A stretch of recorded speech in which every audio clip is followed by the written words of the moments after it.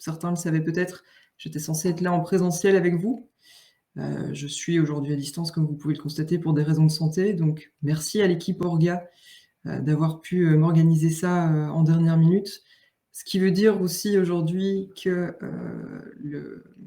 le programme du jour, je l'ai un petit peu remanié pour pouvoir justement l'adapter au fait d'être à distance avec vous. Pour ceux qui connaissent la PNL à distance, c'est pas nécessairement le plus évident, donc on va essayer de faire ça de manière un peu sympa. Le programme d'aujourd'hui, en tout cas, il est accessible à tous. Mon but, c'est vraiment que vous soyez débutant, vous connaissiez déjà la PNL, vous puissiez retrouver quelque chose, avec, la présentation d'aujourd'hui.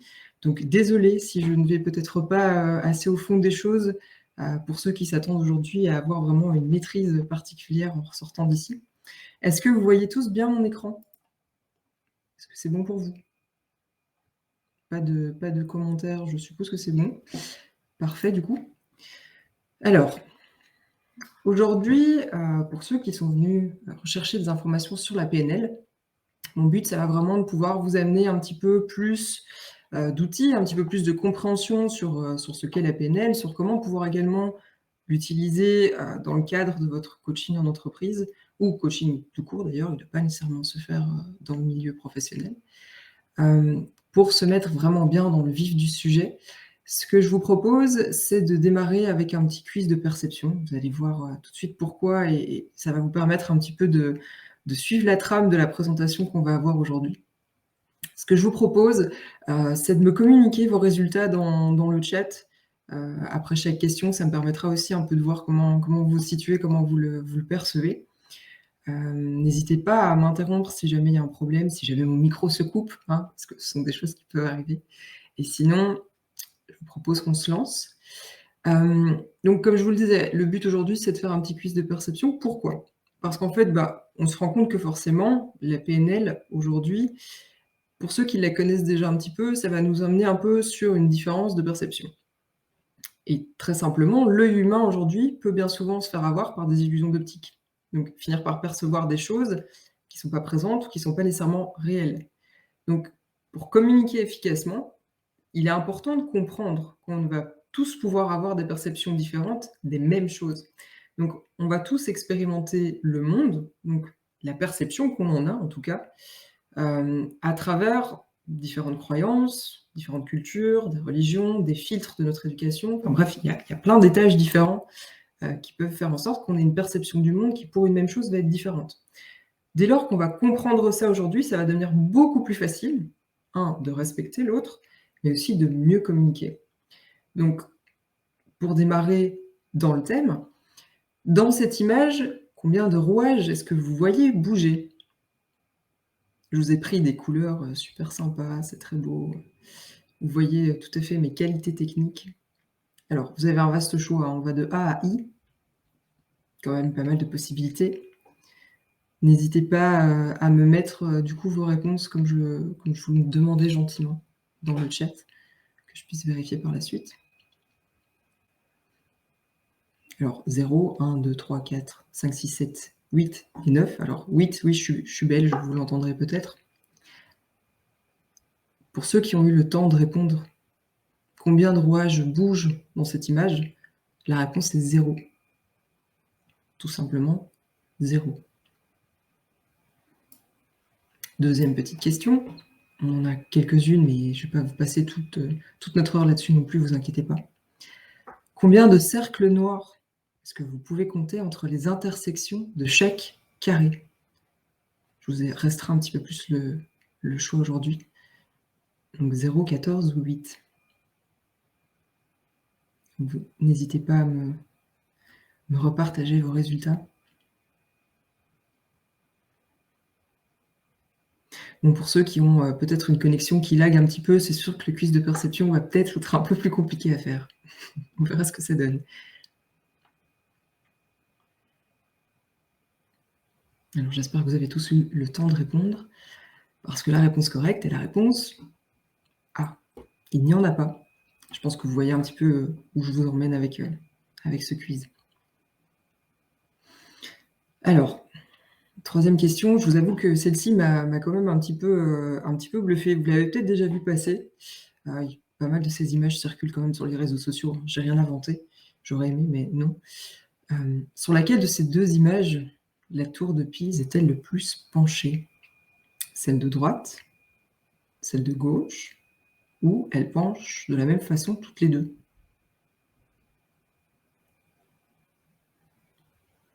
Sans surprise, elles penchent de la même façon toutes les 2. Et je vous avoue que j'y croyais pas, j'ai été sortir une équerre et c'est vrai. Donc elles penchent réellement de la même façon toutes les 2. Je vous invite à le faire si ça vous intéresse plus tard, mais effectivement les mesures sont correctes. Alors, notre dernière question de quiz pour aujourd'hui. Pareil, celle-ci, je pense qu'elle a circulé sur Facebook pendant 2-3 ans. Elle y est peut-être même encore d'ailleurs, sur LinkedIn aussi. Laquelle de ces 2 flèches est la plus longue? Celle de droite? Celle de gauche? Ou elles sont toutes les 2 de la même longueur? Et vous me répondez en chœur, elles sont toutes les 2 de la même longueur. Pareil, pour ceux qui sont sceptiques, je vous encourage à les mesurer. C'est exactement la même longueur. Donc, vous voyez un petit peu où je veux vous emmener aujourd'hui et quelle va être un petit peu la trame de ma présentation. La façon dont vous allez vous positionner, la perception que vous allez avoir des mêmes choses vont probablement être différentes. Et dans le coaching, dans l'intervention qu'on peut avoir en entreprise, que vous soyez coach, que vous soyez RH, peu importe qui vous êtes, à partir du moment où on parle de la communication, on est tous humains. Ne pas communiquer, c'est déjà communiquer, je le rappelle. Donc la communication nous concerne tous, qui qu'on soit, quoi qu'on fasse. Ça peut être vraiment compliqué à appréhender. Alors, bref, petit agenda pour aujourd'hui. Je vais vous présenter brièvement quand même ce qu'est la PNL. Alors quand je vous dis brièvement, je pense qu'on aurait pu écrire 3 ou 4 livres juste sur le sujet, son historique. Ça ne va pas être le but aujourd'hui. Si c'est ça qui vous intéresse, j'ai plein de sources à vous partager. Concrètement, moi, je vais plutôt aller un petit peu plus dans le vif du sujet, vous donner quelques exercices. À la base, comme on était sur un atelier, j'ai des exercices très précis que je ne ferai pas à distance avec vous, mais que j'ai toujours de disponibles si vous souhaitez en discuter par après ou les essayer de votre côté. Là-dessus, il n'y a pas de problème, il suffit de rentrer en contact avec moi après la présentation. Donc, pourquoi la PNL? Alors, est-ce qu'il y a une seule et unique méthode de coaching? Est-ce qu'on doit se limiter nécessairement à un framework? Je veux dire, on connaît tous Scrum, on connaît tous Safe, on connaît tous de très bonnes méthodes telles que Kanban, par exemple. C'est des outils qui sont formidables, c'est des bases qui sont incontournables aujourd'hui quand on parle de coaching agile. Mais je pense personnellement, en tout cas, qu'il y a vraiment beaucoup de méthodes, beaucoup d'approches possibles, différentes en tout cas, dans l'accompagnement et l'encadrement des groupes humains. Donc, j'ai eu la chance de pouvoir travailler dans différents pays. Donc, à la base, je suis belge, comme ça peut s'entendre sur mes 8. Je travaille aujourd'hui en France, j'ai vécu au Québec et aux États-Unis aussi, donc j'ai pu voir différents contextes, voir l'agilité appliquée aussi dans différents contextes, dans différentes cultures. Et je me rends compte que le one size fits all, ça marche pas avec les gens. Donc on peut avoir des très bonnes idées, on peut avoir des super bons outils. Si on se retrouve face à quelqu'un pour qui ça colle pas, pour qui ça n'a pas d'impact, bah, peut-être qu'on devrait essayer autre chose. Donc, au travers de toutes les équipes que j'ai pu accompagner, qu'elles soient agiles ou non, qu'elles soient dans l'informatique ou non, parce que c'est vrai qu'à la base, l'agilité, on l'appliquait plus sur tout ce qui était développement logiciel. Bah, moi, mes croyances, elles ont été sérieusement remises en question. Donc, j'ai eu besoin de changer mes méthodes, mes automatismes, pour pouvoir répondre aux situations nouvelles auxquelles j'étais contrainte de devoir répondre, et à la demande et aux besoins d'épanouissement de mes équipes, vers aussi un accompagnement vers plus de maturité et d'autonomie, comme on le connaît. Donc, beaucoup de personnes aujourd'hui, après avoir été formées, je m'en suis rendu compte, appliquent la PNL sans le savoir. Alors, il y a plein de choses que je vais vous montrer aujourd'hui, peut-être des choses que vous connaissez déjà ou pas. Vous allez vous rendre compte qu'il y a des choses que vous appliquez déjà au quotidien, probablement, très certainement même, qui peut être considéré comme la PNL, mais dont vous n'êtes probablement même pas au courant. Ce que vous allez pouvoir, j'espère, ressortir aujourd'hui, en tant qu'outil, c'est de pouvoir justement vous proposer des petites choses que vous allez pouvoir amener, ou en tout cas vous donner l'envie d'aller creuser plus loin, dans ce que pratique et ce qu'applique la PNL. Parce que comme je vous le dis, moi je suis pas du tout, maître praticienne, donc mon but c'est pas de vous vendre la PNL, je suis pas là pour vous donner une formation, mais il y a plein de ressources qui peuvent être intéressantes à utiliser. Donc voilà, moi j'aime bien le think outside the box, on travaille avec des gens, donc il faut pouvoir s'adapter. Le but, c'est vraiment de pouvoir se faire sortir des silos. C'est toujours très bien quand on est coach agile de casser les silos en entreprise, mais peut-être que ce serait bien de pouvoir les faire dans nos propres méthodes d'accompagnement. Et aussi, forcément, de pouvoir et faire émerger d'autres méthodologies, donc appliquer un peu plus de transversalité. Et puis, le but ultime, je pense, moi j'aime bien me définir en tant que couteau suisse, c'est de développer une boîte à outils qui est adaptable à différents contextes, à différents individus et à toutes les sensibilités possibles. Donc le but vraiment au quotidien, c'est d'avoir un impact sur les gens qui sont autour de vous. Mais cet impact sera différent en fonction de la personne qui sera en face de vous. Le but vraiment de la PNL, et ce que j'aimerais que vous puissiez ressortir, c'est que le but, c'est vraiment d'apprendre à mieux communiquer pour optimiser ses performances. Donc la PNL, c'est pas une thérapie, c'est pas une méthode de management, attention, il faut quand même le savoir. C'est pas de la pédagogie et c'est surtout pas de la vente. Alors je sais qu'il y a une très très mauvaise réputation de la PNL justement auprès de la vente, etc. C'est comme n'importe quoi. À partir du moment où on le retourne à mauvais escient, oui, ça va avoir un impact négatif. Ce qui est important aujourd'hui, c'est de garder l'idée de l'impact positif qu'on peut en retirer aussi. Donc moi, j'ai eu une formation à Coaching Québec sur un apprentissage de base de PNL pendant 4 jours. Ça m'a donné déjà une idée plus globale de ce en quoi c'était et de casser ces préjugés-là. Ça vous donne un petit peu le pourquoi de cette PNL aujourd'hui et pourquoi aussi en agilité. Alors comme je vous le disais, brève introduction, la PNL concrètement c'est quoi? Bah oui, la PNL c'est pas juste un groupe de rap, parce que c'est vrai qu'aujourd'hui parfois ils me volent un peu la vedette. On parle aujourd'hui de programmation neuro-linguistique. Donc ce qu'il faut retenir, c'est que ça a été créé dans les années 70, côté Palo Alto en Californie, donc quand même un moment où pas mal de nouvelles méthodes, de nouvelles pédagogies et autres commençaient à sortir. Un très bon moment pour créer des choses, créé par Richard Bandler et John Grinder, et surtout, c'était basé sur l'observation du comportement. Donc, une nouvelle approche du fonctionnement humain. En fait, à la base, c'était utilisé exclusivement dans le cadre de la thérapie. Aujourd'hui, c'en est tout à fait sorti pour rentrer dans tous les domaines d'application possibles et inimaginables. Ça veut dire qu'on passe par différents modèles, différentes techniques de développement, à la fois personnelles et professionnelles. Donc dès qu'on est dans l'idée de l'amélioration de l'individu, ça peut s'appliquer tant au boulot que dans la vie perso. Le but de la PNL, concrètement, c'était de pouvoir améliorer la communication entre les individus, tout en s'améliorant personnellement. Le principe que aborde très souvent, c'est le principe de modélisation de l'excellence humaine. Alors, c'est génial, pour nous, c'est tout à fait parfait. Quand on parle d'amélioration continue en termes de coaching au boulot, si on a des outils qui peuvent nous permettre de partir sur une modélisation de l'excellence humaine, mind blown, parfait. Et ce qui est très intéressant, quand on s'intéresse à l'agilité, qu'on connaît un petit peu le domaine, c'est de savoir que la PNL, elle va dans le sens contraire. En agilité, on répond toujours, on essaye en tout cas de répondre au pourquoi. La PNL, elle, va s'intéresser principalement d'abord au comment. Donc le pourquoi va venir après, mais ça va vraiment pas être l'intérêt principal. Le but ici, ça va vraiment être de pouvoir répondre au comment, dans un premier temps. Alors, la programmation. Ok, la programmation, vous pensez tous, code, on parle beaucoup, en tout cas dans le logiciel. Dans le cadre de la programmation linguistique, on va vraiment parler ici de nos expériences vécues. Donc, ce qu'elle nous amène au quotidien à développer en tant qu'automatismes qui peuvent être à la fois conscients ou inconscients. Ça veut dire notre façon de penser, ça veut dire notre façon d'agir, ça veut dire notre façon de ressentir les choses. Donc ici, ça va être des expériences vécues qui auront été codées au niveau, entre guillemets, neurologique, pour pouvoir améliorer et accélérer notre fonctionnement dans des contextes donnés. Tout ce qui est neuro, pour ceux qui éventuellement s'y connaissent en médecine ou même les autres, forcément, neurologique, c'est des expériences et des programmes qui sont encodés dans notre cerveau, au niveau de la programmation. Et tout ce qui est linguistique, pour ceux qui ont fait éventuellement des études de com, dans ce cas-ci, c'est tous des programmes qui vont s'exprimer, qui vont se manifester à travers à la fois un langage verbal, mais aussi un langage non verbal. Et ce langage, il va être le reflet, en fait, des systèmes de représentation qu'on va avoir à l'interne. Donc, chacun, on a tous nos propres systèmes de représentation. Comme je le disais, on a tous des filtres, on a tous un système de perception qui va être différent.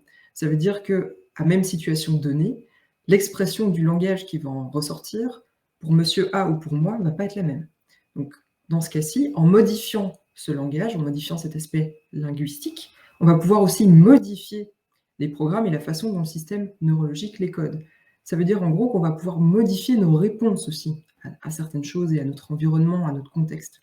Donc, pour résumer, programmation, ce serait votre comportement, neuro, ce serait votre façon de penser, et linguistique, ce serait le langage qui en découle. Je vous donne un schéma assez simple à appréhender pour la PNL. Ce qui va nous intéresser ici, c'est que la PNL peut être un modèle d'accompagnement. Surtout un modèle d'accompagnement dans le changement. Donc aujourd'hui, dans tout ce qu'on vit en tant que transformation, on parle souvent des entreprises, mais je pense qu'aujourd'hui, c'est à tout niveau, au niveau du monde, pour n'importe quel individu, que vous soyez dans une entreprise ou non, le changement, il est partout. Je veux dire, on est toujours en train de changer, on est sur une société qui évolue de plus en plus, avec de plus en plus d'incertitudes. Il faut vraiment pouvoir y faire face, donc pouvoir savoir s'adapter. Dans ce cas-ci, la PNL peut aider. Donc ça veut dire que dans le cadre d'un changement, on essaie en général d'aller d'un point A à un point B. Et dans ce cadre de changement-là, la PNL va proposer un coffre à outils qui va permettre à l'individu de pouvoir agir sur ses comportements, sur ses stratégies, ses capacités, ses croyances aussi, ses valeurs et son identité. Donc on va vraiment aller chercher différents types de niveaux de ressources à chaque fois qu'ils puissent avoir des impacts différents. Le changement principal, il va toujours être d'un état présent vers un état désiré. Peu importe le changement que vous avez, peu importe le niveau auquel il se passe. Mais dans ce processus de changement, on va généralement avoir des interférences qui vont pouvoir intervenir. Alors, facile, on les a regroupés sous le nom des 7 C. En anglais, c'est à peu près la même chose. Les mots se traduisent bien aussi. Donc, on va parler de confusion, de conviction, de catastrophe, de comparaison, de conflit, de contenu et de contexte. J'ai l'impression de réciter un dictionnaire avec que des C, là, c'est pas mal. Mais lors de l'accompagnement donc de l'état présent, on peut également appeler cadre-problème vers l'état désiré, qui sera le cadre-solution. Chacune de ces interférences va pouvoir être adressée grâce à la PNL. Donc, les outils vont pouvoir aider justement à opérer, par exemple, des changements de croyances ou des changements de comportement. Elles vont pouvoir aussi aider à faire ressortir des conflits internes, on en a tous, je vous rassure, qui en coaching sont très souvent exprimés de manière, un exemple, ce serait par exemple une partie de moi dit oui, une autre va dire non. Là, vous savez que si quelqu'un vous dit ça au niveau de vous coacher, vous avez très souvent l'expression d'un conflit interne. Ça va vous permettre d'intervenir au niveau des différentes ressources.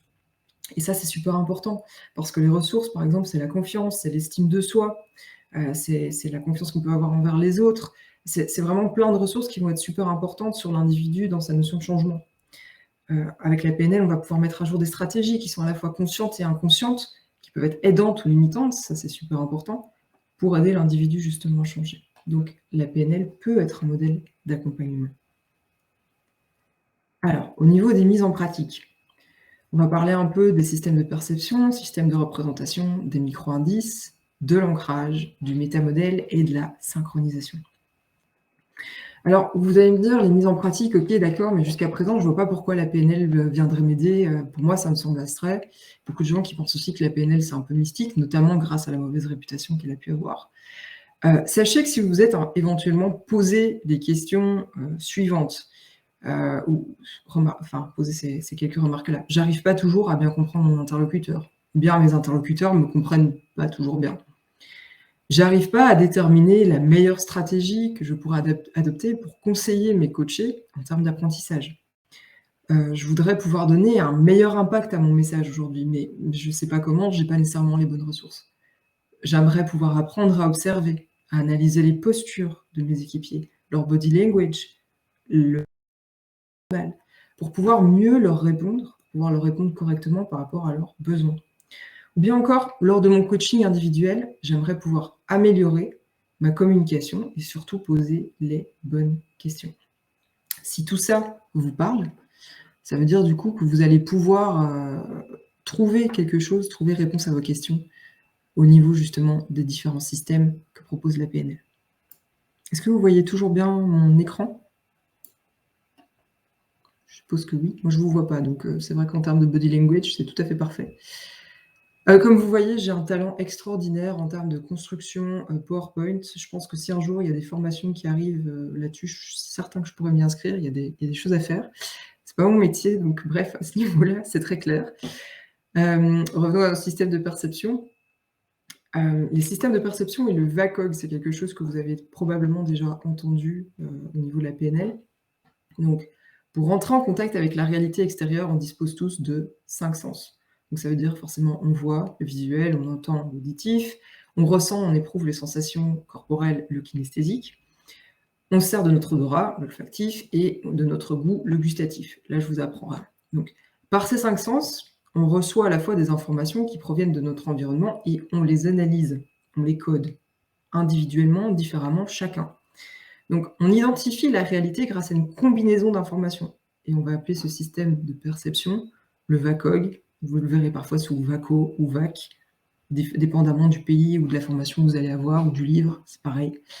À savoir qu'on entre à chaque fois en contact avec le monde grâce à ce système de perception sensorielle. N'importe qui, avant d'avoir un problème médical, un problème de santé qui fait que vous soyez privé d'un de ces systèmes de perception, n'importe quel humain aujourd'hui, son premier filtre va être un de ces systèmes de perception-là, ou tous à la fois, pareil. On a tous, par contre, un système de représentation sensorielle qui va être dominant. Mais bien qu'on en ait un qui soit dominant, ça ne nous empêche pas de nous servir des autres. Forcément, on peut être très kinesthésique. Le visuel, quand on va voir un film, c'est sûr que là, l'aspect visuel va être le premier qui va ressortir. Il peut être auditif aussi. Donc, malgré ça, l'usage qu'on va en faire va dépendre, comme je dis, des contextes. Ces systèmes de représentation, ce sont les canaux par lesquels on va arriver à coder les différentes expériences sensorielles subjectives qu'on va tous vivre. Le système de perception va filtrer tout ce qui va être entendu, vu, perçu, en gros, pour pouvoir l'encoder dans notre système organisationnel interne, donc c'est là que je parlais de programmation, et qui va représenter notre mondaine, donc notre perception individuelle des choses. Chaque perception, chaque réalité de chaque personne que vous allez rencontrer va être différente. Ce qui veut dire qu'à chaque fois, votre perception va passer par un système de filtre. Ce filtre, il va être propre à chaque individu que vous allez avoir devant vous. Donc, la représentation interne qu'on va avoir de notre réalité va être la façon dont on va coder individuellement cette information. Et ça veut dire qu'à chaque fois, elle va ressortir avec un système de perception probablement qui va ressortir. Mais peut-être que ce qui va ressortir avec une majorité de visuels chez vous va ressortir peut-être avec une majorité d'olfactif ou de gustatif chez la personne que vous avez en face de vous. Donc c'est vraiment un point qui est important à retenir, c'est que le filtre qu'on va tous avoir, pour un même contexte, pour une même information, pour une même situation, ne va pas être le même pour tout le monde. Et ça, ce système de perception, il est important à retenir. Parce qu'il va nous aider à décoder la communication qui va être non verbale par rapport aux différents systèmes de perception et de représentation que l'individu peut avoir. Alors, la PNL, elle en définit 3 principaux. Donc, comme je disais, c'est le visuel, l'auditif et le kinesthésique. À savoir que c'est vrai qu'en réalité, le gustatif et l'olfactif, ils sont très souvent très contextuels, mais pas que. Parce qu'il y a quelqu'un, justement, je pense que c'était Alice qui le présentait ce matin, qui faisait une conférence justement sur les neuroatypiques. Les neuroatypiques sont des personnes parfois hypersensibles qui, du coup, ont des systèmes de représentation qui peuvent être exacerbés, qui peuvent être vraiment différents de ce qu'on estime être la norme. Là-dessus, il faut le savoir, par exemple. Je vais peut-être en faire tiquer certains. Ce qui m'intéresse ici, c'est plus la notion de chiffres. Ce n'est pas nécessairement les chiffres exacts, parce que je sais qu'ils ont déjà été très souvent décriés. 93% de la communication est non verbale, alors que le 93%, soit plus du 80, du 70 ou autre, il est quand même majoritaire. Comme je vous disais, ce qui est important de savoir, c'est que beaucoup de personnes pensent que par ne pas communiquer, par ne pas parler, ils ne communiquent pas. C'est faux. Ne pas communiquer, c'est communiquer. Le non-verbal, il est là que vous le souhaitiez ou non. Et il y a plein de micro-indices et d'indicateurs physiques qui vous permettent d'analyser ce non-verbal. Exemple, les mouvements oculaires, la respiration, le tempo, le tonus, la tonalité, la couleur de la peau. Je veux dire, on a tous eu quelqu'un quand on était à l'école où le non-verbal nous suffisait de savoir que la présentation orale devant toute la classe, c'était pas nécessairement ce qui leur allait mieux. Le tout rouge, le balbutiement, parfois même un peu de transpiration ou autre. On l'a tous vu, on l'a peut-être tous connu même. Facile. Mais est-ce qu'on l'exploite? Est-ce qu'on l'utilise? Pas toujours. Donc le but vraiment, c'est d'en apprendre davantage sur la représentation interne, que notre interlocuteur va se créer et de pouvoir créer un meilleur rapport. Comme je vous le disais, le but, c'est toujours d'améliorer la communication, d'améliorer le rapport. Donc, comme je le dis, la représentation interne de la réalité, c'est la façon dont on va coder les informations, mais l'expression va être la façon dont on va communiquer cette expression, verbale, non verbale. Donc, non seulement on peut la coder, la programmer tous de manière différente, mais on va également tous l'exprimer de manière différente. Certains auront du non-verbal, certains du verbal, et ce verbal et ce non-verbal ne seront pas le même que leurs voisins. Tout ça, ce sont des systèmes de perception qu'il faut garder en tête, dont il faut tenir compte lors de nos coachings, justement, pour pouvoir justement créer une meilleure communication. Vous vous rendez compte avec les micro-indices que la personne que vous avez devant vous, elle est peut-être mal à l'aise, mais elle l'exprime peut-être pas. Mais vous, vous êtes en capacité de le percevoir. Donc c'est très bateau comme exemple, mais ça va vous permettre justement de pouvoir garder un meilleur contact et de faire plus attention. Dans les systèmes de perception, il y a également beaucoup de prédicats. En fait, ça va désigner l'ensemble des noms, des verbes, des adjectifs, des adverbes, etc., qui appartiennent en fait au régime et au registre sensoriel qui vont être utilisés par une personne quand elle parle. Donc en PNL, on va prendre compte des prédicats. Je vous laisserai chercher, il y en a des listes complètes. J'ai pris certains très clairs pour pouvoir les identifier. On va en prendre compte pour identifier le système de perception majoritaire qu'une personne va utiliser pour traiter l'information. Identifier les prédicats, ça va permettre justement de comprendre comment l'interlocuteur va vivre et se représente ce qu'il raconte. Donc lorsqu'on s'exprime, inconsciemment, on va sélectionner un vocabulaire qui correspond généralement à notre canal de représentation dominant. Donc des mots et des expressions comme voir, entendre, sentir, harmonie, avoir de l'impact, la chaleur, sont des mots et des expressions avec des composantes sensorielles qui aujourd'hui vont faire partie des prédicats. Ça veut dire, oh pardon, désolée, la souris qui bouge. Ça veut dire qu'on va pouvoir aussi justement utiliser une série de mots non spécifiques, changer, modifier, analyser, réfléchir. Nous, en tant que coach, qui ne vont pas transmettre des systèmes de perception, pas nécessairement induire la personne devant nous en erreur. Donc il faut être attentif à son vocabulaire, il faut être attentif à ce que l'autre nous transmet. Vous voyez très souvent, on a beaucoup de managers qui sont extrêmement visuels. Je ne sais pas si c'est un prérequis pour les managers, mais ils aiment beaucoup avoir vraiment des illustrations. J'aimerais que tu me montres comment est-ce que les résultats ressortent. Est-ce que tu peux me dépeindre ça? Est-ce que c'est clair?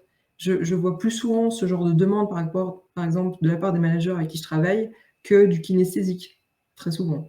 Alors, je ne sais pas si c'est nécessairement une dominante prérequise, comme je le dis, mais c'est souvent un impact. Donc, ça veut dire qu'une fois que vous arrivez à déterminer aussi que la personne devant vous, elle est visuelle, vous allez pouvoir adapter votre discours pour qu'il ait un impact pour lui. Moi, je sais que mon manager, il est visuel. Si j'ai une conversation d'1 heure juste au téléphone avec lui, il ne va pas en retirer quoi que ce soit parce que ce n'est pas ce système de perception-là qui va être dominant chez lui, donc il va avoir un impact. Je sais que si je veux le marquer, que si je veux qu'il retire une information particulière de ce dont on discute, il faut que je lui amène un support visuel, par exemple. C'est très bête, mais ça marche. Combien aussi ont parfois besoin de pouvoir identifier ces différents systèmes de perception pour étudier. Certains sont visuels, certains sont auditifs, certains vont avoir besoin de bouger, de marcher, de faire 3 fois le tour de leur chambre pour arriver à retenir quelque chose. Kinesthésique. Super important aussi dans l'idée de l'apprentissage, de pouvoir identifier quel est le canal ou le système de perception majoritaire chez nous. Vous allez souvent voir « je vois bien ce que tu veux dire » plutôt que « j'entends bien ce que tu me dis », visuel versus auditif, par exemple. Donc, apprendre à faire attention à ce qui est autour de nous, super important. Alors, les systèmes de représentation. Il y a différentes possibilités, surtout au niveau du regard. Donc là-dessus, je vais passer dessus brièvement, encore une fois. Il y a des bouquins complets là-dessus. Le but, c'est pas une science exacte, c'est de pouvoir vous amener, encore une fois, à mieux appréhender votre interlocuteur, mieux pouvoir ressortir avec des indices et avec justement des images que votre interlocuteur vous renvoie pour pouvoir adapter votre rapport et votre communication. Donc, on parle dans ce cas-ci d'une représentation visuelle. Donc, lorsque vous allez avoir des personnes qui se retrouvent devant vous, essayez la prochaine fois, lorsque vous êtes en train de discuter avec eux, d'observer leur mouvement oculaire. Parce que dépendamment du mouvement oculaire que la personne va pouvoir faire, que ce soit inconscient ou pas, nécessairement c'est inconscient, vous allez pouvoir savoir comment est-ce que la personne va essayer de vous répondre. Dépendamment de si elle lève les yeux vers le haut, à gauche, ou vers le haut, à droite, vous aurez à la différence une image qui sera construite ou des images qui vont être remémorées.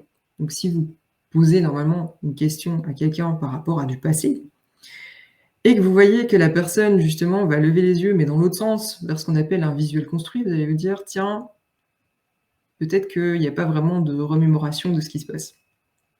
Alors, vous allez me dire, ouais, mais c'est pas de la science exacte. Non, c'est pas de la science exacte. Et vouloir en faire de la science exacte, c'est exactement ce qui fait en sorte que la PNL a été à un moment donné accusé d'être du charlatanisme, parce qu'on accusait tout le monde de mentir, parce que quelqu'un avait une fois levé les yeux dans le mauvais sens. On est d'accord. Le but aujourd'hui, comme je vous le disais, c'est de vous amener des outils supplémentaires qui, tous additionnés, vous donnent plus d'informations. Ça ne veut pas dire que si vous prenez juste ça, ça va être efficace. Mais par contre, ça peut vous donner justement un petit peu plus d'informations sur le ressenti de la personne que vous avez en face de vous. Quelqu'un qui baisse les yeux et qui va vers le dialogue interne, l'auditif, ça vous dit que peut-être qu'il n'est pas à 100% dans l'écoute, que peut-être qu'il n'est pas à 100% à l'aise avec ce qui est dit parce que la réponse n'est pas nécessairement franche et qu'on se rend compte qu'il est souvent en train de chercher peut-être pour ses mots. C'est important, ça, de s'en rendre compte. Peut-être que quelqu'un qui va les baisser un peu plus de l'autre côté, il sera kinesthésique, donc il va plus aller rechercher un souvenir qui sera en rappel avec un contact, avec des émotions, avec du sens. Ce qui est important là-dessus, c'est justement, comme je vous dis, d'avoir des éléments supplémentaires.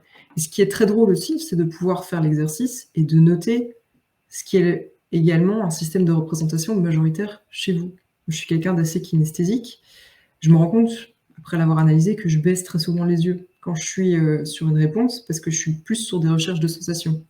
C'est intéressant de le savoir, même pour vous. Ça veut dire que vous allez pouvoir adapter aussi certaines choses en sachant que votre système de représentation il sera plutôt majoritaire sur tel ou tel sens. Là-dessus, j'ai des exercices qui sont intéressants à faire si vous souhaitez le creuser un petit peu. Encore une fois, comme je vous le dis, pas de la science exacte, mais des exercices et des points supplémentaires à pouvoir amener.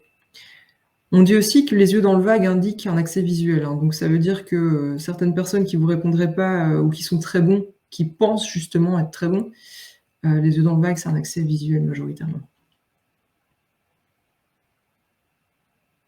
Alors, les quelques micro-indices d'accès dont je vous parlais plus tôt, encore une fois, des choses que vous connaissez, dont vous avez très souvent déjà probablement observé sur les gens avec qui vous parlez, surtout s'il y a un malaise ou une sortie de zone de confort, parce que c'est souvent à ce moment-là où ils ressortent particulièrement.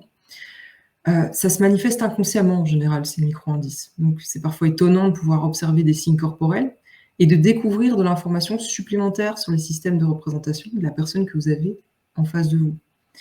Donc quelqu'un, encore une fois, c'est pas de l'argent comptant, ce sont des points supplémentaires. C'est une observation supplémentaire qui peut vous amener du coup plus d'indices. Micro-indices, ça porte bien son nom. Quelqu'un qui aurait, par exemple, prenons le kinesthésique, parce que pour moi c'est plus simple, une respiration beaucoup plus profonde, plus ventrale. Un tonus qui serait plus relaxé au niveau du visage, au niveau musculaire, au niveau corporel. Une peau qui serait colorée. Une tonalité qui serait profonde, qui serait basse, avec un tempo plutôt lent. Généralement, ces personnes-là ont tendance à être kinesthésiques. Au contraire, si vous êtes avec un tempo extrêmement rapide, une tonalité aiguë, très haute, quelqu'un de relativement pâle, avec beaucoup de tension, une respiration courte et haute, donc soit ça vous apprend aussi qu'il est probablement nerveux, probablement stressé, mais aussi très probablement qu'il est visuel. À vous de recouper plusieurs indices pour pouvoir déterminer justement quel serait son système de représentation dominant. Donc, soyez pas surpris. Au début, vous n'allez pas être en mesure de pouvoir observer tout d'un coup. Et puis, c'est pareil. Si on s'amuse à regarder les gens comme ça pour analyser leurs mouvements oculaires, est-ce que tu respires bien? Est-ce que ta respiration est haute, ventrale? Ok, vous allez apparaître peut-être un peu bizarre auprès de vos interlocuteurs ou vos collègues dans les premières semaines. Prévenez-les. Ce sera peut-être plus simple pour vous. Mais vous allez voir, ça prend du temps. Au fur et à mesure des utilisations, surtout si vous êtes par exemple dans des équipes avec des personnes que vous côtoyez régulièrement, que vous connaissez bien, vous allez pouvoir dégager certains indices et découvrir des choses qui vont pouvoir vous aider. Je ne dis pas, si vous commencez avec ce genre d'observation, premier jour, première équipe, vous les avez encore jamais rencontrés, ça va peut-être être compliqué, ouais. Alors l'exercice de l'ancrage, je pense qu'ici tout le monde le connaît. Je suis prête à parier, à mettre ma carrière en jeu, que vous faites tous de l'ancrage, probablement même sans le savoir. Parce que l'ancrage, c'est une technique de conditionnement positif. Donc, on l'utilise tous. Pourquoi je vous choisis Michael Phelps? C'est très simple. Parce que Michael Phelps, c'est un des exemples sportifs qui, lui, fait de l'ancrage, qui en est conscient et qui l'utilise dans justement ses entraînements et dans ses préparations en compétition. Il en a déjà parlé dans plusieurs interviews. Lui fait de l'ancrage, par exemple, sur de l'auditif, avec de la musique. On l'a tous, je veux dire, n'importe qui aujourd'hui qui va faire du sport et qui est généralement à la gym, par exemple, dans les dans le fitness. Combien d'entre vous ont des playlists qui sont spécialement faites pour les moments où vous avez besoin d'aller chercher un nouveau PR ou les moments où vous vous dites ok, aujourd'hui ça va être dur, je vais mettre un truc qui va me pomper un peu plus, ça va être un peu plus pumped up. Ancrage. On est tous propres à utiliser de l'ancrage. Parce que c'est un stimulus sensoriel qui va être externe ou interne. Donc ça peut être associé à un état de l'organisme, de telle sorte qu'une fois qu'il va être reproduit dans un contexte analogue, il va le susciter par la suite automatiquement. Je vais le dire tout de suite, ça facilite l'apprentissage dans certains contextes. On connaît tous Pavlov, notion d'ancrage, tout simplement, envers des animaux. Donc, vous pouvez l'utiliser aussi pour vous auto-pavlover d'une certaine façon, si vous le voulez. Ça marche bien. Et c'est ça l'intérêt, c'est de pouvoir justement mettre en place une association entre une expérience vécue. Alors, bien sûr, l'expérience, on l'a choisie de manière positive. On est d'accord que faire un ancrage sur une expérience négative, ça ne va pas amener grand-chose d'intéressant. En tout cas, si quelqu'un a un exemple, je suis intéressée à le connaître parce que j'en ai jamais rencontré. Donc, cette mise en place d'une association d'une expérience vécue, accompagnée d'un ressenti émotionnel et d'un stimulus unique qui va permettre de revivre automatiquement ce ressenti émotionnel à chaque nouvelle présentation de ce stimulus. Donc, on définit et on répond des encres en permanence, hein, surtout en 2021. Parce que ce qu'il faut savoir, c'est que à chaque fois, nos souvenirs sont emmagasinés sous forme d'association de sens, comme je l'ai dit. Donc, une odeur dans un restaurant, ça peut être un ancrage, ça va faire ressurgir des souvenirs de vacances, ça va faire ressurgir peut-être l'odeur du plat préféré que votre grand-mère vous faisait quand vous étiez petit. Ancrage olfactif. Ancrage gustatif, on en parle tous. La Madeleine de Proust, on connaît. Il y a du gustatif, il y a de l'olfactif. On peut même faire des ancrages dans des états spatiaux. Donc ça veut dire des endroits où vous savez que particulièrement vous vous sentez bien. Presque tout le monde a des endroits où on va pour se relaxer, dans lesquels on est bien. Qui bizarrement, il y a quelque chose qui nous fait du bien. Certains aiment bien aller à la mer, certains adorent aller justement plutôt en montagne, ou chaque année retournent au même chalet avec justement un jardin ou une vue particulière qui les relaxe, qui les met dans un état spatial agréable, dans lequel ils se sentent bien. C'est possible du coup d'avoir un ancrage sur un état spatial. J'ai eu quelqu'un justement en coaching qui me disait, moi l'état spatial, l'ancrage que j'utilise souvent, c'est le moment où je suis en train de charger ma voiture avec toutes les affaires pour partir en vacances. Et puis, je sais qu'une fois que je m'assieds et que les enfants sont à l'arrière et qu'on est attaché, qu'on démarre, ça y est, les vacances, elles commencent. Pour certains, c'est un moment de stress. Hein. Je sais que pour d'autres, il ne faudrait pas leur en parler. Pitié-nous, à ce moment-là où on s'engueule pour savoir à quel endroit va aller le sac, est-ce qu'on a pris assez de chaussures, est-ce que c'est bon. Enfin, on connaît tous un peu ça. Mais pour d'autres, c'est vraiment, moi, mes vacances, elles démarrent. Je sais que c'est le moment où je me sens bien, c'est le moment où je pars et où je laisse tout derrière moi. Donc, cet ancrage, c'est super important et c'est pas compliqué à faire, c'est pas compliqué à mettre en place. Je vous le dis, la majorité d'entre vous l'utilisent déjà sans savoir que c'est une technique de PNL. Donc, elle permet de se placer ou de placer quelqu'un, parce qu'avec pas mal de techniques, il est possible de créer un ancrage sur quelqu'un d'autre, donc d'aider les gens à aller dans ce type d'état. Bien sûr, en état dit positif, comme je vous le dis, négatif, il n'a pas d'intérêt. Et de choisir des émotions, des souvenirs qui sont agréables et de répéter ce stimulus autant de fois que nécessaire. C'est ce que je vous dis, vous avez tous des playlists quand vous partez courir et c'est souvent la même. Parce que bizarrement, celle-là, elle passe bien et que vous avez un bon rythme et une bonne foulée et puis que ça va bien. Non seulement il y a une question de timing, c'est sûr, mais aussi il y a certains rythmes peut-être auditifs qui font en sorte que vous savez que c'est le moment où vous donnez tout là. Et la dernière chanson à la fin, quand c'est la fin du parcours et que c'est plus dur, elle vous remotive à passer ces 4 derniers kilomètres. 4 derniers, c'est pour les bons coureurs. Perso, le dernier kilomètre, c'est déjà pas mal. Mais vous voyez ce que je veux dire avec ça. La PNL va utiliser, elle, ce mécanisme dit naturel. Donc, ce conditionnement pour pouvoir provoquer en nous un état désiré. Ça veut dire qu'on peut aussi le provoquer. Ça veut dire que dans vos coachings, vous pouvez en parler avec les individus qui sont face à vous. C'est ce que je dis, que ce soit au boulot, que ce soit à la maison, peu importe, c'est bénéfique de pouvoir recourir à ces encres pour changer un état dit limitant. Vous êtes stressé avant une présentation devant votre manager parce que parler en public, c'est pas votre truc et puis il y a quand même des enjeux qui sont assez importants. Pratiquez la technique de l'ancrage. Ça vous permet de modifier l'état limitant, donc stressé, dans lequel vous êtes aujourd'hui, pour essayer justement de vous booster, de vous motiver, de vous aider à être positif. Vous avez une compétition parce que vous êtes dans le sport, pareil, on peut justement utiliser l'ancrage. Michael Phelps, meilleur exemple, je veux dire, lui, en tout cas, on peut dire, je ne sais pas si c'est ça qui a tout changé, mais ça lui a très certainement servi, et plutôt bien servi même. Donc, son utilité, elle est vraiment puissante. Sa force, c'est vraiment de pouvoir combiner à la fois des expériences vécues positives et métamorphoser des expériences dites insatisfaisantes. Donc, qu'est-ce qu'il en est en fait de notre façon de pouvoir exceller lorsqu'on ne sait pas comment on peut utiliser les ressources à leur plein potentiel? Comme je vous le disais, parler en public, accroître sa confiance en soi. Imaginez à peu près n'importe quelle situation dans laquelle vous ne vous sentez pas bien. N'importe quoi. Personnellement, j'ai pas mal dans mon équipe de personnes qui ont des gros soucis d'anxiété, même au quotidien, donc pas nécessairement dans des situations complexes, mais même dans des contextes qu'on qualifierait tout à fait normaux, qui du coup utilisent de l'ancrage pour aller mieux. Donc, ça permet de disposer à portée de main d'un outil vraiment efficace et qui vous permet de changer une situation insatisfaisante en une situation satisfaisante et enrichissante.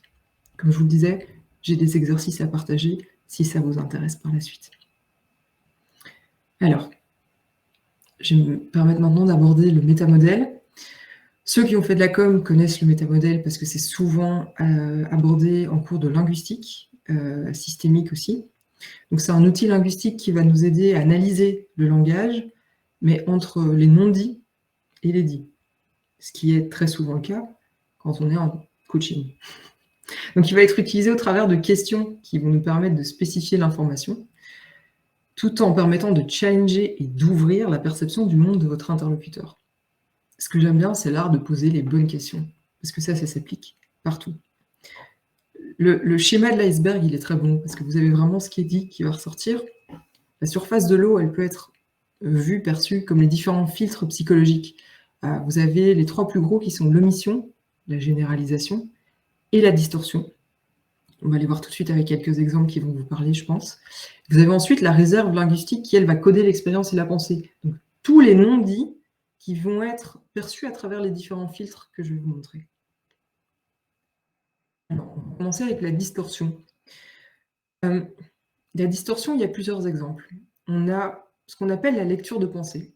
Donc, ça veut dire qu'on prétend connaître ce qui va se passer dans la tête de l'autre. La lecture de pensée, un exemple, ce serait quelqu'un qui vous dit « je sais très bien qu'il ne sera pas content. Ou « je crois qu'il veut me faire du mal en disant ça ». On en a parfois ça dans les conflits d'équipe, c'est le genre de choses qu'on entend. On a le cause à effet. Donc on va assumer que A va impliquer B. Il m'a pas dit bonjour ce matin, ça veut dire qu'il doit être de mauvaise humeur. Ou, bah ouais, on en a quelques-uns comme ça un peu superstitieux. Il fait gris aujourd'hui, ça va pas être une bonne journée. Ok. On a l'exemple de présupposition. On va se retrouver face à des gens qui vont utiliser des croyances limitantes au niveau des choix. Celle-là, vous allez entendre régulièrement auprès des managers qui sont parfois un peu sur du command and control, qui ne sont pas toujours à l'aise justement avec le leadership plutôt que le management très traditionnel, très connoté négatif, je le dis comme ça. Je me demande ce qu'il va trouver comme excuse pour ne pas venir aujourd'hui. Celle-là, je l'ai déjà entendue, je pense que vous aussi. Ou elle va encore se plaindre qu'il fait soit trop chaud, soit trop froid. On l'entend souvent, ce genre de présupposition. En dernier, dans les distorsions, vous allez avoir l'équivalence complexe. Donc ça veut dire que vous allez mettre en égalité 2 expériences qui ne sont pas liées objectivement. Ça aussi, en cas de conflit dans une même équipe, compliqué, vous allez en entendre beaucoup. Iri, il n'a aucun respect pour mon travail. Le Iral, c'est un frustré. Il y a peut-être des égalités qui ne sont pas nécessairement liées et pas du tout objectives. Ça arrive. Quand on parle de généralisation, on va parler par exemple d'un opérateur modal de possibilités. Donc là-dessus, ce sont des processus qui vont délimiter ce qui est possible. Donc il est impossible que je lui pardonne. Ça, vous allez le voir très souvent dans le cadre du privé si vous êtes avec des enfants. Parfois des adultes, mais on va parler plutôt des enfants. L'opérateur modal, par exemple, de nécessité. Donc un processus qui va délimiter ce qui est nécessaire. Il faut absolument que je passe à l'action. Ok. Un quantificateur universel. Ça, par exemple, j'en suis coupable. Je ne sais pas si c'est l'âge, si c'est le fait d'être millénial, j'en sais rien, mais les conditions extrêmes absolues, il est jamais content. L'exemple, personne qui ne voit pas ses propres erreurs, il ne le changera jamais. L'imprimante, elle est toujours en panne. Ok, là, il y a peut-être moyen de mettre un petit peu d'eau dans son vin, de ne pas être aussi manichéen, tout n'est pas soit noir, soit blanc. L'origine perdue. Celle-là, sur Facebook, je pense qu'il faut arrêter. Les mots, les phrases, les dictons qui sont reconnus comme vrais, mais sans source ou sans contexte. Alors vous allez en voir plein, il n'y a pas de source, ou bien on va les attribuer à des personnes géniales, super inspirantes, mais qui ne les ont probablement jamais dites. Les derniers seront les premiers. Okay, qui a un jour dit ça, on l'utilise beaucoup, mais c'est souvent ce qu'on place en conversation quand on ne sait pas quoi dire. Vous allez souvent l'avoir quand vous êtes avec justement des interlocuteurs ou des personnes en face de vous qui doivent un peu combler le vide, qui du coup préfèrent terminer sur une note un petit peu suggestive, mais qui ne savent pas vraiment quoi vous dire. Parfois, c'est justement aussi symptôme très fort de quelqu'un qui est mal à l'aise. Alors, l'omission, c'est aussi quelque chose que vous allez entendre très souvent, la suppression par exemple du comparé. L'omission d'un des termes de la comparaison. Ça, les gens défaitistes sont très très bons dans ce type de raisonnement. Par exemple, la situation pourrait être pire, ou bien le « c'est la meilleure ». Ok, certes, il manque peut-être quelque chose en termes de précision. Les verbes non spécifiques, donc des verbes qui sont sans critères, qui n'ont pas d'informations spécifiques. Il ne faut pas faire attendre un client important. Ok, on va améliorer la gestion, ou pourquoi pas diversifier nos concepts. D'accord, pas très spécifique comme formulation, on est d'accord là-dessus. On va avoir très souvent aussi l'absence d'index de référence, avec un sujet ou un objet qui sera vague ou indéfini. Donc, c'est pas évident. On fait de notre mieux. Ça aussi, on les a beaucoup quand on aborde des équipes qui ne sont pas familières avec le changement et qui justifient du coup très fort leurs actions. Des absences d'index. Des suppressions simples.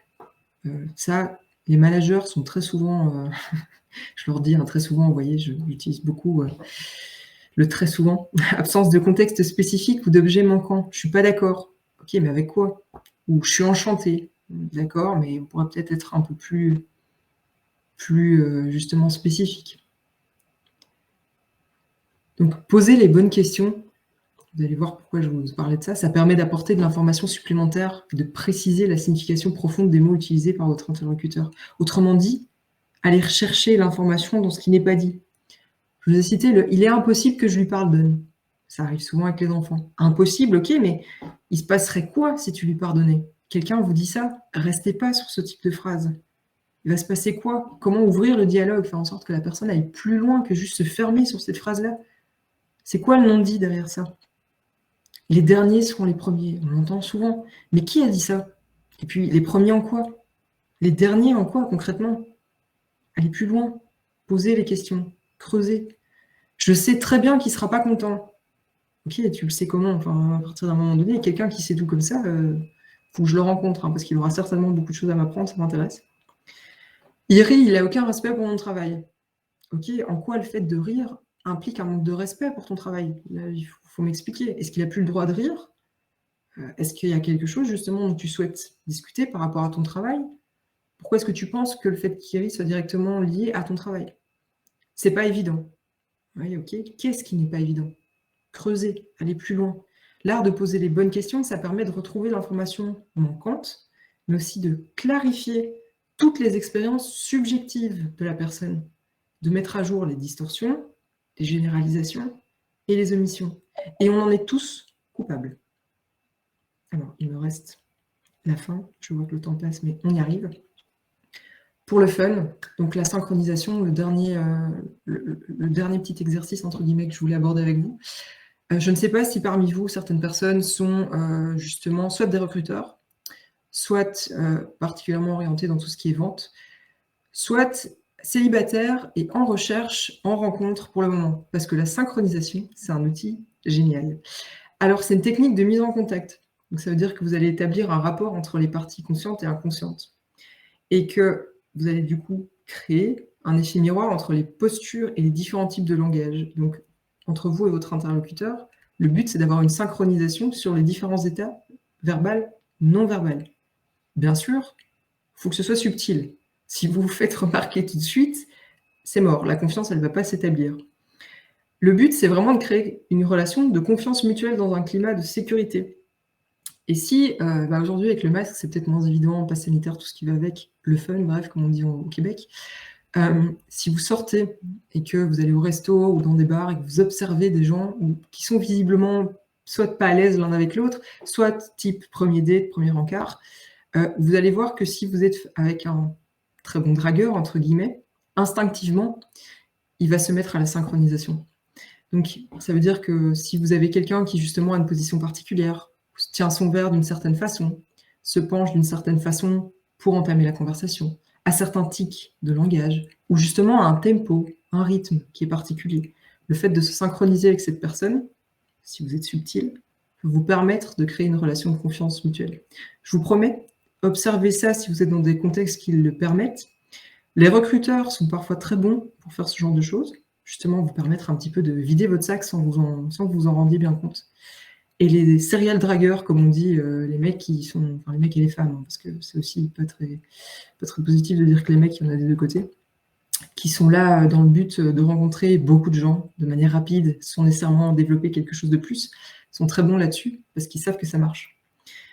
Essayez d'observer ça, essayez de l'appliquer vous-même quand vous êtes justement avec quelqu'un qui n'est pas à l'aise. Vous allez voir croiser, décroiser les jambes après que lui l'ait fait. Penchez-vous, croisez, décroisez les bras. Vous allez voir que petit à petit, en étant subtil, vous allez parfois pouvoir être capable de faire en sorte qu'une personne qui était avec une posture extrêmement fermée arrive petit à petit à s'ouvrir. Parce que lui va en arriver inconsciemment à finir par imiter vos gestes. Donc si vous entrez dans le cycle de la synchronisation, vous pouvez aussi faire en sorte que le climat de confiance, le climat d'aise dans une conversation est capable de s'ouvrir. Donc je vois que j'ai 50 minutes, donc je pense que je suis encore juste dans les temps, c'est parfait. Pour ceux que ça intéresse, j'ai fait le tour aujourd'hui des points que je voulais aborder avec vous. J'ai du coup plein d'exercices à pouvoir vous partager, que vous pouvez essayer en équipe, que vous pouvez essayer chez vous, sur lesquels vous pouvez revenir aussi discuter avec moi si vous le souhaitez. Pour aller plus loin, j'ai eu l'occasion de trouver des super chouettes lectures qui justement sont pas orientées PNL tel qu'on l'entend parfois avec une connotation très mystique, mais vraiment très bon avec des exemples concrets d'application au quotidien dans le cadre du travail. Ces trois-là, je vous les recommande. Alors, ils sont pas nécessairement toujours facilement trouvables. Je sais qu'ils sont souvent sur Amazon. Pour ceux qui ne le souhaitent pas, c'est pas toujours évident. Il y en a parfois qui ressortent sur Vinted aussi, très étonnamment. Donc, n'hésitez pas à aller en trouver. Pareil, pour toutes mes sources, j'en ai une tonne. Si vous souhaitez avoir mes sources, mes références, n'hésitez pas à revenir vers moi. Il n'y a pas de problème, je suis dispo. Puis pareil, si vous avez des questions sur ce dont on a discuté aujourd'hui, au-delà des questions que je vais pouvoir aborder dans quelques minutes, je suis sur LinkedIn, j'ai la même tête sur mon profil, donc c'est facile de me retrouver. N'hésitez pas à me rajouter et à venir discuter avec moi, ça me fera toujours plaisir, il n'y a pas de problème. Et puis, bien sûr, merci à l'équipe Orga qui m'a sauvé la vie aujourd'hui. Et puis, pas forcément pour toute l'organisation globale, mais aussi merci aux sponsors, forcément sans eux, ça n'aurait pas lieu, donc on rigolerait un petit peu moins quand même. Et pour tout le reste, il y a Mastercard, mais il y a également un rôti. Donc, n'hésitez pas à me partager votre retour. Alors, c'est sûr que j'aurais préféré faire un atelier en présentiel avec vous. Et voilà, on est agile jusqu'au bout, on s'adapte même aux imprévus. Donc, merci à vous de m'avoir écouté aujourd'hui. Et à moi maintenant de voir si vous avez des questions. Il y avait une première question dans la section Q&A dans le chat. Ouais, alors, maintenant je suis de retour sur le bon écran. Y a-t-il une inversion pour les gauchers? Alors, il y a deux écoles au niveau de la PNL. Il peut y avoir une inversion, mais elle n'est pas toujours validée par tous. Donc, il faut le savoir. C'est très compliqué, il faut plusieurs analyses là-dessus. Forcément, il y a quand même pas mal de différences dépendamment de l'école de PNL que vous allez avoir devant vous. Moi, je dirais que le but, c'est que vous soyez au courant et que ça s'analyse. Mais en même temps, comme je vous le disais, il ne faut pas prendre pour argent comptant nécessairement tous les mouvements oculaires, parce que sinon, on tombe sur une analyse un peu, comme diraient les jeunes, chelou en pleine conversation, et que ça peut être des indices supplémentaires, mais ça ne va pas tout faire non plus. Mais oui, certains valident qu'il peut y avoir des inversions. Prenez-en de la graine, les célibes. Ouais, peut-être que ça peut aider. Écoutez, en tout cas, si vous voulez rigoler, c'est possible de l'observer aussi. Certains le font très, très bien. Est-ce que vous avez d'autres questions? Après, vous pouvez prendre la parole aussi en utilisant le petit bouton pour lever la main. Bien sûr, qu'on n'entende pas que ma voix mélodieuse aujourd'hui.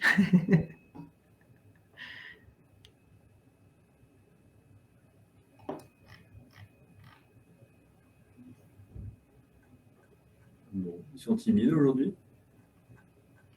Oui, ils sont dit non, pitié, pas les Belges. On les a déjà éclatés 2 fois au foot. Par lancer le sujet.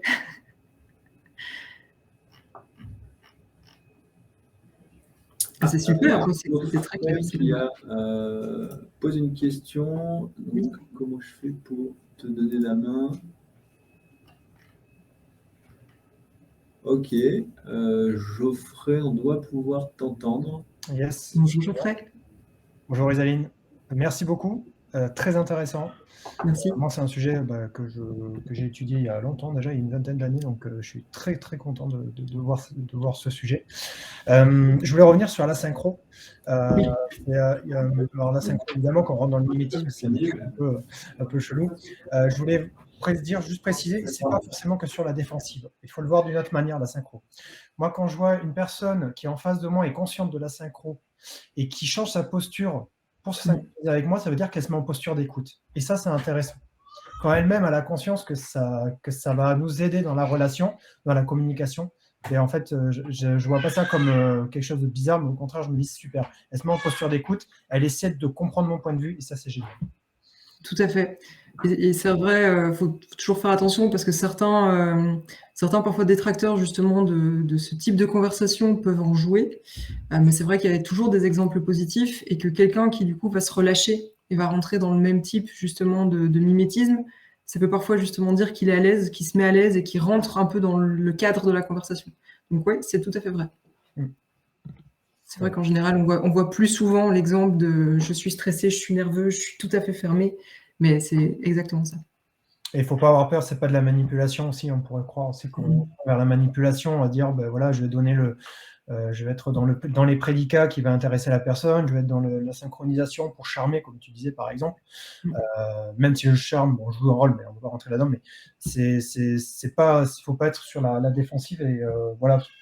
J'ai vu quelques détracteurs également de la PNL, mais il y a des choses hyper intéressantes et qui marchent bien. Et le body language, il y a notamment l'effet halo, on n'en a pas parlé, mais il y a aussi l'effet halo qui est super puissant. Exactement. Merci d'avoir mis ça en avant. Mais de rien, comme je le disais, c'est comme pour tout. Je veux dire, on a tous plein d'outils, il y a plein de choses qui sont à notre disposition. À partir du moment où on les utilise dans un but néfaste, c'est sûr que le rendu ne va pas être bon. Quand on est en posture de coaching, quand on est en posture d'écoute, en posture d'aide ou d'accompagnement, parce que toutes les personnes présentes aujourd'hui ne sont pas nécessairement coachs, le but, c'est de faire ressortir des choses positives. Et à partir de ce moment-là, quel que soit l'outil qu'on utilise, la manipulation, ouais, la PNL a eu cette très mauvaise rep, surtout dans les années 80, avec beaucoup de bouquins orientés sales. Retournez-les. Je veux dire, retournez les situations. Là-dessus, c'est super intéressant. Et de toute façon, je suis preneuse de vos essais. Si vous avez justement l'occasion de les tester, revenez-moi avec vos comptes rendus. Ça m'intéresse de voir ce que vous avez pu mettre à profit. Ok. Je t'ai mis en relation sur LinkedIn, on aura peut-être l'occasion d'échanger avec Parfait. Merci. Merci. Ah, je vois d'autres questions. Alors, est-ce qu'on a encore le temps? Question, c'est quoi l'effet halo? Oui, l'effet halo, est-ce que je rentre là-dedans maintenant ou pas? Dominique, je te propose de venir me contacter après. Je pourrais te donner plein de bonnes ressources justement, parce que juste le présenter sans donner d'exemple, ça va peut-être être un peu plus compliqué. Je ne voudrais pas rendre tout le monde plus confus que ce que je vous ai présenté jusqu'à présent. Oui, Sébastien, comme tu dis, il existe des miroirs verbaux aussi, qui consistent à répéter les derniers mots de l'interlocuteur. Oui, et pour ceux qui sont fans d'E Office, Andy Bernard, qui le fait très bien dans les premiers épisodes, mais lui à connotation négative. Ça peut être très oppressant aussi quand on le fait de manière pas très subtile, mais ça peut marcher si on essaye de faire ça convenablement. Bien sûr, comme pour le reste.